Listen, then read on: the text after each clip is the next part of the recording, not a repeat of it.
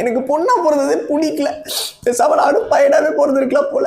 அது என்ன ஆனா பையனா பிறந்திருக்கலாம். ஒரு பையனா இருக்கிறது எவ்வளவு கஷ்டம் தெரியுமா? நாங்களாம் பிறக்கும் போதே நாங்க என்ன ஆகணும் அவங்களே முடிவு பண்ணிடுறாங்க. என் பையன் வளர்ந்து பெரிய டாக்டரா வருவான். ஏண்டி? இல்லைங்க, என் பையன் இன்ஜினியரா தான் வருவான். அப்போ கூட அந்த இன்ஜினியரிங் விட மாட்டாங்கடா. வீட்டில் இருக்க எல்லா எடுபடி வேலைக்கும் எங்களை தான் யூஸ் பண்ணுவாங்க. டேய் அண்ணாச்சி கடைக்கு போயிட்டு வாடா. தம்பி அந்த ரேஷன் கடைக்கு போயிட்டு வாப்பா. ஏன் அதுவே பொண்ணு அனுப்புனா? பொண்ணு எப்படிங்க மல்லிகை கடைக்கு அனுப்ப முடியும்? தியேட்டர் மாலுக்கு மட்டும் அனுப்ப முடியும். என்ன வாய் நீளுது? சோத்துல வச வைக்கணுமா? சும்மா சொன்னம்மா. எல்லார் வீட்லையும் பொண்ணுங்க மேல மட்டும் பாஸ் தள்ளி பொழிவானுங்க. இதுக்கு நியாயம் கேட்டா அவ்வளவுதான், கல்யாணம் பண்ணி கொடுத்துருவோமே. என்னைக்கா இருந்தாலும் வேற வீட்டுக்கு வாழ போறதானே. பேசாம எங்களுக்கு கல்யாணம் பண்ணி கொடுத்துருங்கடா, நாங்க வேற வீட்டுக்கு போயிடுறோம்.